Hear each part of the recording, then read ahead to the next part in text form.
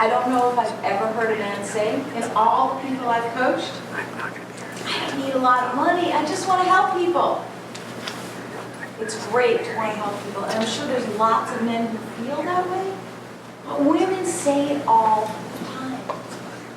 When I talk to women entrepreneurs about setting their fee structure, oh, the money's not important, I just want to help you. Great, but the money is important. Not because of the money in your hand, but because of the meaning of power and balance and equality. Believe it or not, women still hear stories. Nice girls, they don't want to bother themselves with all that stuff about money. Women don't want to be greedy. Women are drawn to altruism and think that those two things are mutually exclusive. Altruism, money. They're not mutually exclusive. But again, that's part of the collective stories of our societal consciousness going back hundreds and hundreds and hundreds of years. If you're a woman, you've got that. You're living with it. You have to be conscious whenever you have a thought about money. Going back to Barbara Turley, she wants women to know there's money out there waiting to be told what to do. There's money to be made by smart women and used for all types of things that are the polar opposites of greedy. If you're a woman and you don't want a lot of money, there are many, many, many places that need your money. Give it away if you don't want to be wealthy, or if you have some feelings of discomfort around money. Barbara Turley says you were born as a woman into the right time right now. And who are you not to go out and make a lot of money with your skills? Because it's the passion and the money combined that will create massive change in society. You need both, whether it's for your own balance and equality, or whether it's to really make an impact. So how do we do this? Let's get down to some nuts and bolts. Since there's very few of you who are going to be on the spot, so I'm just going to ask questions of the audience. How would you fill in these blanks? Money is the root of... Money is the root of evil. Money doesn't grow on... There you go. There it is. What other lines and phrases have you heard throughout your life about money? Any thoughts? Money doesn't buy happiness. Anyone else? Money's hard to get. Too much money sends you down a slippery slope. Eat all your food. There's starving children in Africa. Same category. Money's easy to get. Money's hard to get. People who go after money are a certain type of people. Maybe you don't want to be those type of people. Or maybe money is the most important thing in the world. We've all got stories. Even if you can't come up with one right now, we've all got stories that we've heard from our families, from our parents, from our mothers, from our grandmothers, from our teachers, from society. So we shift our stories about money and start to bridge this gap by going inside ourselves and asking, what's my top belief about money? And then ask it again, is it really my top belief about money that's coming in my mind? Or is it what I wished I believed about money? Can a woman be wealthy and powerful and kind and gentle and a good mom all at the same time? What do you believe about that? If you have a lot of money, if your goal is to make a lot of money, what kind of person does that make you? Does it have a connotation on top of it? Is it different if you're a woman than if you're a man?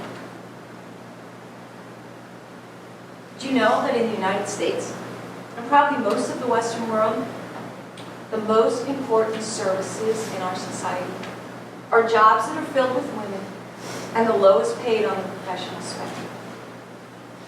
Why is that? Anyone have any ideas why that is?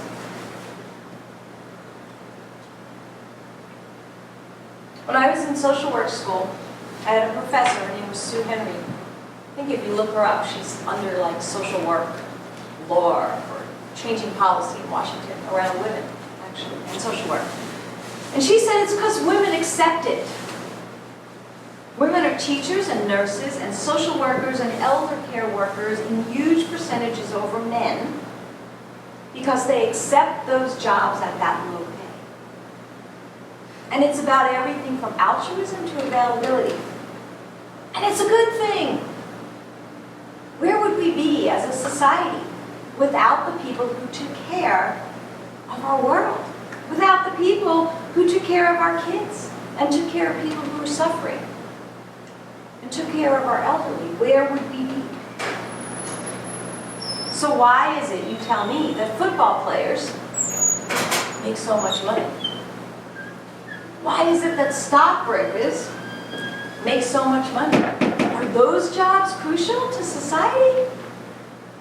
Where did that come from? I'm going to propose to you that it's because they demanded it, and they didn't settle for anything less. On the airplane, I was reading an article, I can't tell you what magazine it was in, but the Women's NBA, Women's National Basketball Association, professional women basketball players, so good that in their off-season in the U.S., they earn $1 million going to play basketball in Russia or Slovakia. But here in the United States, the top of their pay scale is $109,000 a year. And they fly cattle car, just like the rest of us, no charter jets. They pay for their own food out of pocket. They sleep in low-budget hotels. Think of the men's NBA. Would LeBron settle for $100,000 to play basketball? No chance. So why can't women demand it? Why can't they demand it? Why don't they demand it? Still. There's all those layers we talked about. There's a self-worth issue. Who might ask for money? The little voice of grandma pipes in. Who do you think you are, young lady? It comes up particularly among those who provide services. It comes up with entrepreneurs. It comes up with solopreneurs. It comes up in caretaking professions. Obviously, it's coming up in professional women's sports as well. As women, who am I to ask for more money? Who am I to ask for more money? Keep that question with you and see how it makes you feel. I promise you that most attorneys, particularly male attorneys, don't ask that question. In general, I'm not saying there's not incredibly altruistic pro bono attorneys. In general, in our society, the flow, the reason why the gender gap is widening, it's all around these questions. I rarely see men undervaluing their services or their expertise. When they have to price a product, when they have to set a fee structure. I see women do it all the time. All the time. It blows my mind. It's my new soapbox. Anytime I talk to many women I know who have businesses, a lot of online businesses, they know they're going to hear me say, so, did you change the numbers on your pricing page yet?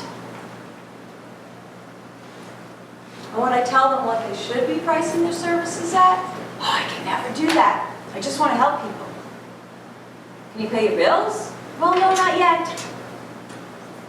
Why is that? I think women are concerned about how we will be perceived. We women.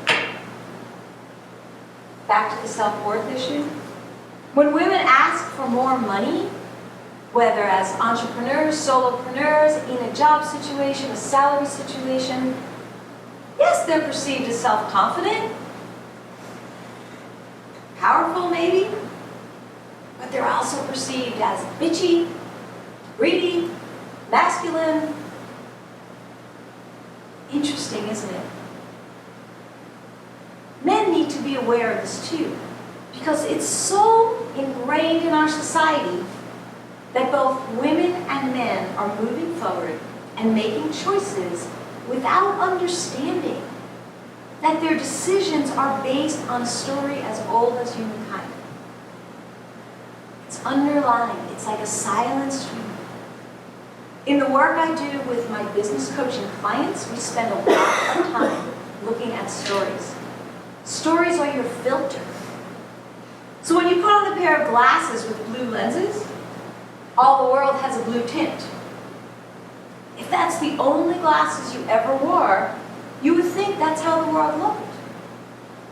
If someone gave you a new pair of glasses with pink lenses, you'd be shocked at the world, which now looked pink when you thought it was blue. I didn't pick blue and pink on purpose, just as the picture I found, but it's good.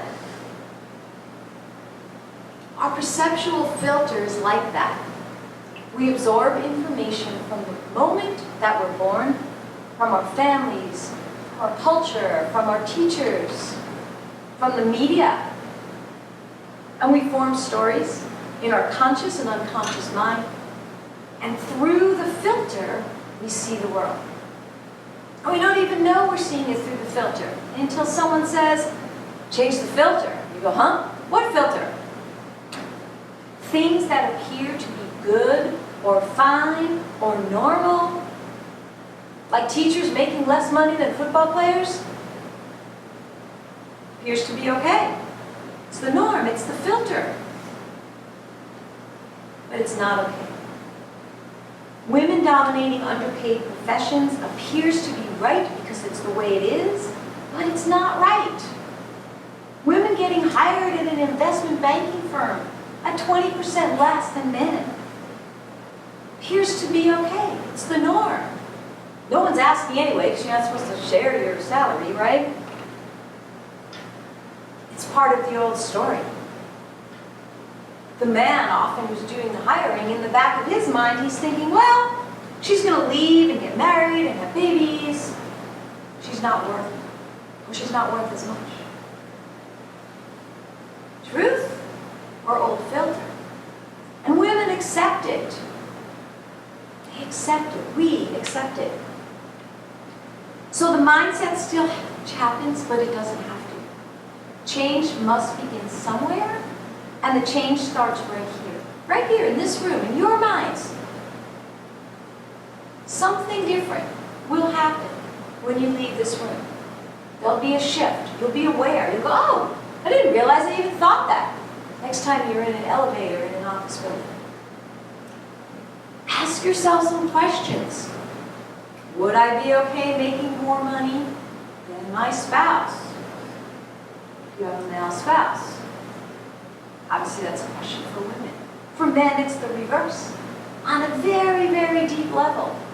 If you earn $75,000 a year teaching first grade, and your spouse earned $250,000 a year in the stock market, how would that affect your feelings of power and masculinity? Maybe not at all. Maybe a lot. You won't know until you ask the question. We stop accepting 75 cents on the dollar as women by understanding our relationship to money and by letting go of the connotations about money. Those big old beliefs of what being a woman and being feminine really mean. Women can be powerful and feminine and wonderful mothers all at the same time. Women can do what they do and not worry about how they're perceived. If somebody starts it happening, women can be really successful and really wealthy in a way that's not the man's way. There's a different path. One is not better than the other, but you don't have to take on all the attributes of men to be as successful or as wealthy, or at least earn $1 on a dollar for the work that you do.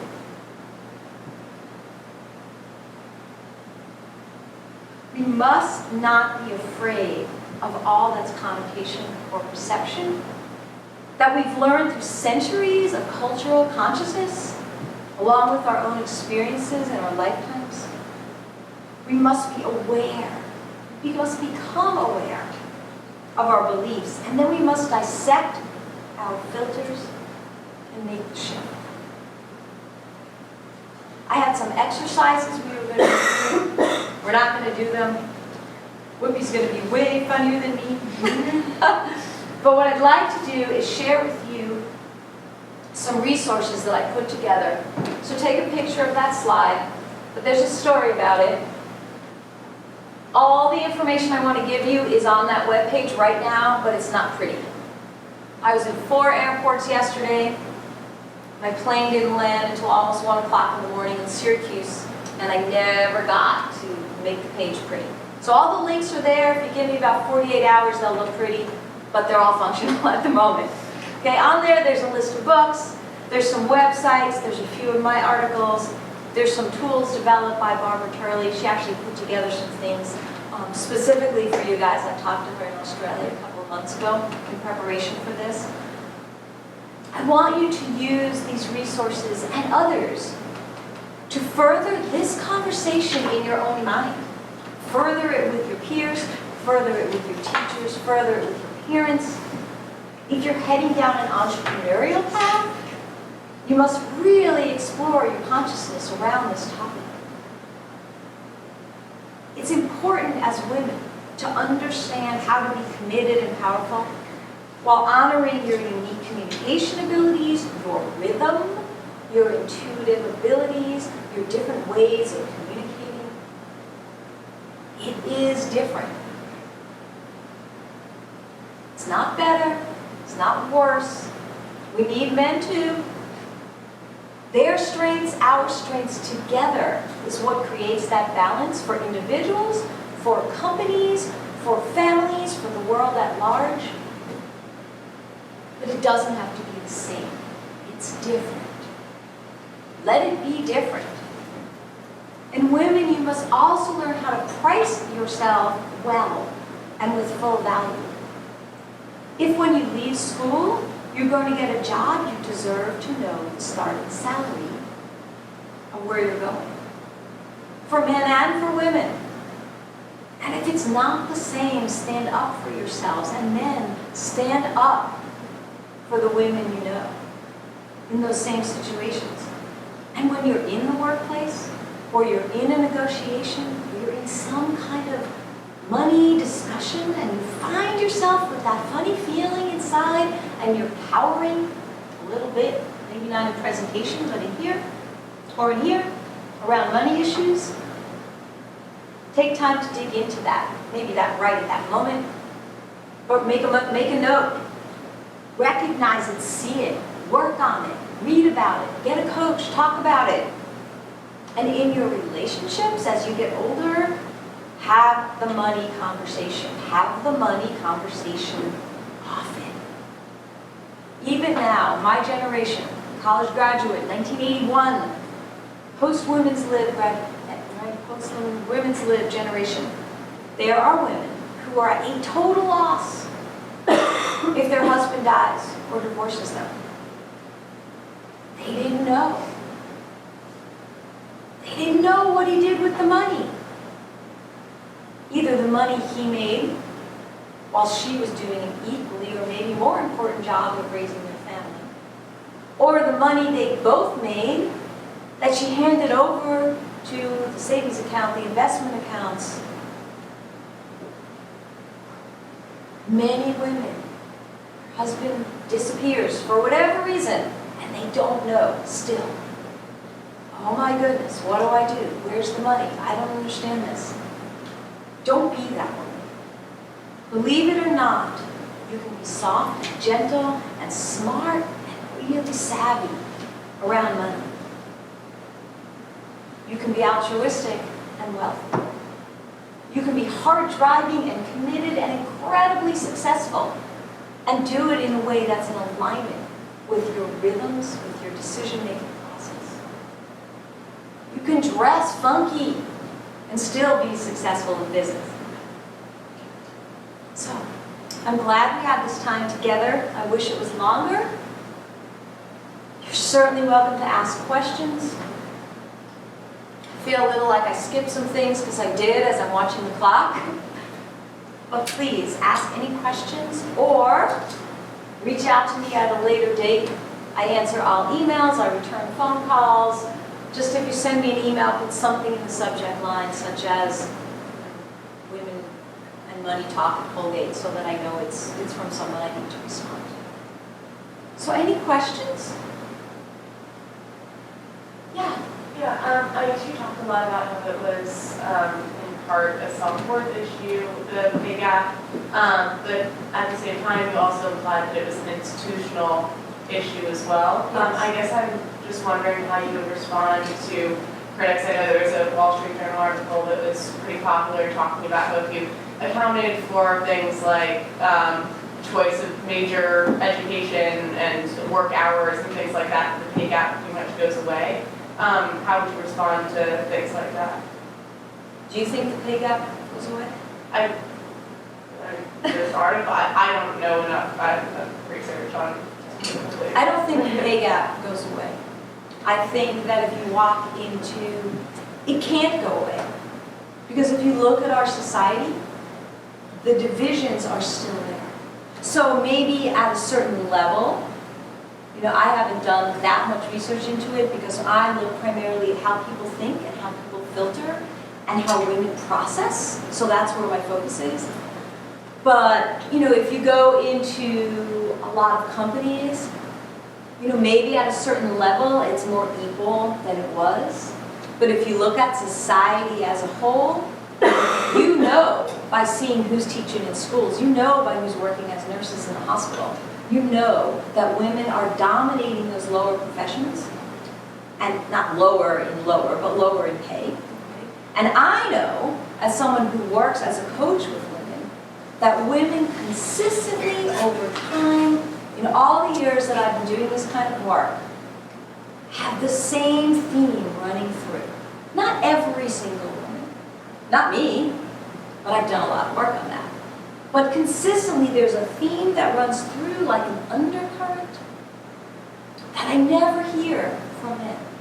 And that's the area that I work in. And that's the area where I feel women need to become so exquisitely aware so that they catch themselves. So that they say, what is this about for me? Wow. Wow. I better look more into this. Is this okay? Is this not okay? Is this good for the messages I'm giving to my children? Is this good for the world? Is this the way I want to walk forward? Does that answer your question? Yeah, I guess what I was talking about, obviously that would also account for the same positions. So it would be the same field that then the pay gap would go away. If you had, teachers, male teachers and female teachers, and, that's what I was saying, so. I think statistically, I think the answer to that would be sure. But even when you're looking,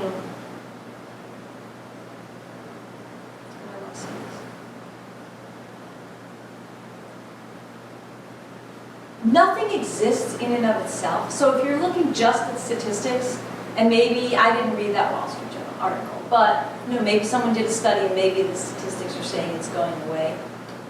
And maybe it is in some ways if you're playing with the stats and you're playing with the numbers and you can make anything seem true if you wanted to. But it's not going away if you qualitatively observe what's going on around you. If you look at what even goes on in public schools with girls and boys. If you look at who goes into which types of higher education. If you look at what people do when they come out. And if you look at what women accept don't accept, it's not that different. That makes sense? Yeah. To what extent do you think our biology dictates our roles, our social roles? I think our biology dictates it more than those women in the 70s wanted to admit. I think there's a lot of studies on the brain. Women are physiologically different than men. And I don't know, back in the women's lib days, there was a whole big push of, when you have kids, make sure that the girls and the boys have the same toys, and they don't wear blue and pink, and girls get trucks and boys get dolls, and we'll make everybody the same. You can't do that. If you put girls and boys in a room, physiologically, they make different choices. Most of the time, not all the time. Nothing's hard and fast. But chemically, men and women's brains work different. The way they communicate is different. The different parts of the brain that fire during negotiations, that fire during communication, are actually different.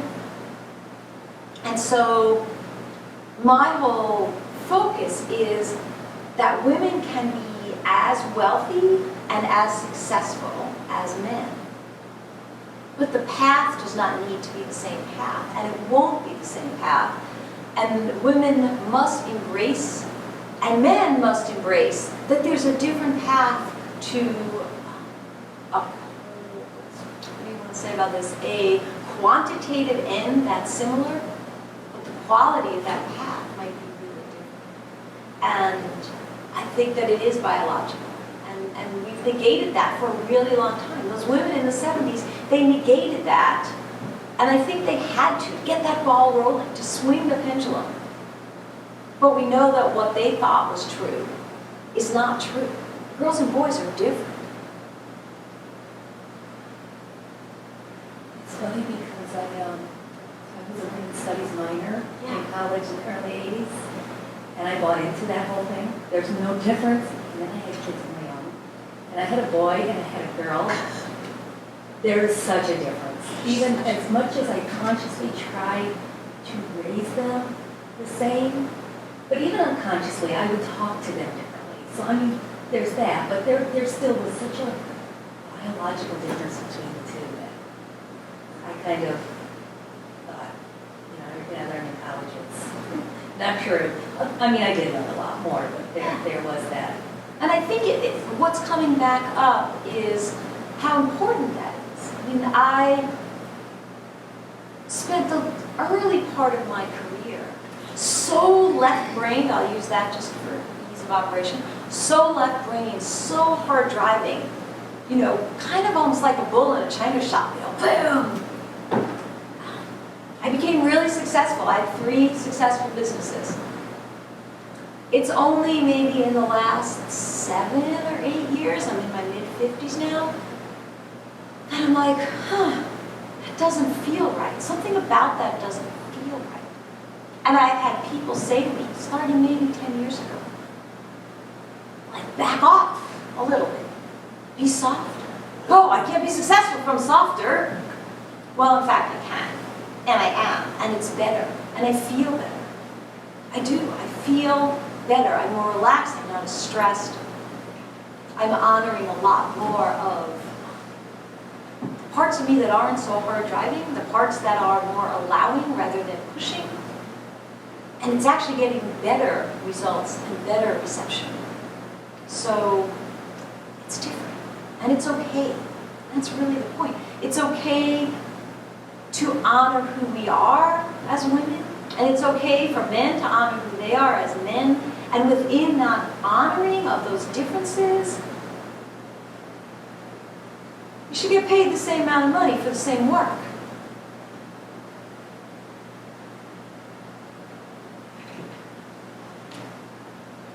$5.15, if anyone wants to jump in. Any other questions?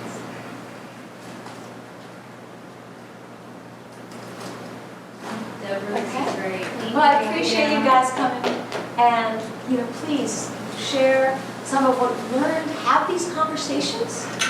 Have these conversations. Talk to other women. What do you think about this? Read some of the books on that website that I created for you on the page. Email me, call me. know how to back up. Aha. That one.